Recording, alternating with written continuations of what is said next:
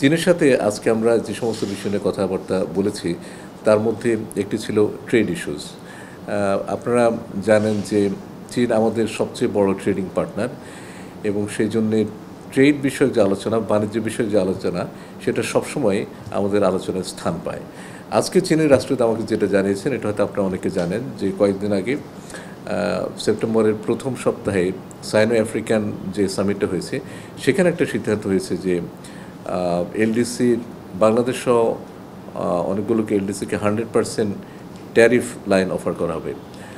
এটা হয়তো আপনাদের মনে থাকবে যে 2022 সালে যখন চীনের পররাষ্ট্রমন্ত্রী ওয়াংই বাংলাদেশে এসেছিলেন, তখন এই সংখ্যাটা ছিল 98%, সেটাকে এখন বৃদ্ধি করে সেটাকে 100% করা হচ্ছে।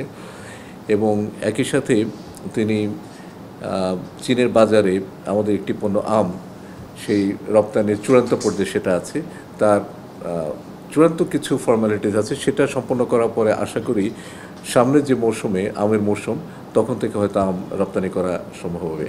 এবং এই সুযোগে আমি অন্যান্য কিছু কৃষিপণ্য যেমন আমাদের কাঁঠাল, জাতীয় ফল এবং গুয়াভা, পেয়ারা, এরকম কয়েকটি পণ্য যাতে চীনের বাজারে একসাথে ওরা নেয়। ওরা যেটা করে সেটা হচ্ছে যে প্রতিবার একটি পণ্য উপরে জোর দেয়, একটি পণ্য শেষ হওয়ার পরে দ্বিতীয় একটি পণ্যের মধ্যে যায়।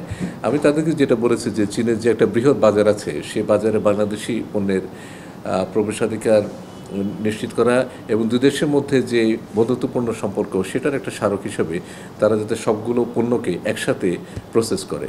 তো এটা নিয়ে কথাবার্তা হয়েছে এবং সেটা সামনে অব্যাহত থাকবে।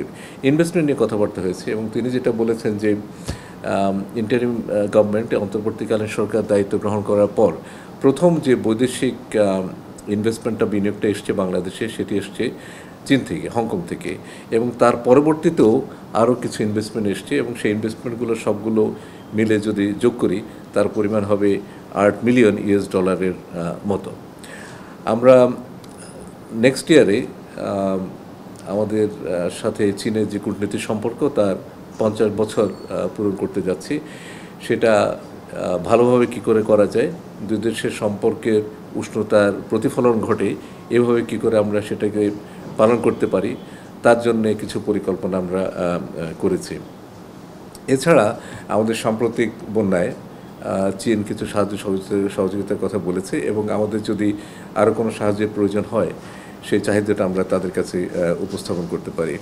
আমরা আঞ্চলিক এবং মাল্টিল্যাটারাল ইস্যুজ নিয়ে কথাবার্তা বলেছি এবং এটা আপনারা জানেন যে আন্তর্জাতিক ফোরামে চীন এবং বাংলাদেশ পরস্পরকে তাদের যে সমস্ত ক্যান্ডিডেটস থাকে সেটাতে সাপোর্ট দিয়ে থাকে। বিশ্বমানের থার্মিক্স রড, সালাম স্টিল থার্মিক্স, দেশের একমাত্র থার্মিক্স রড।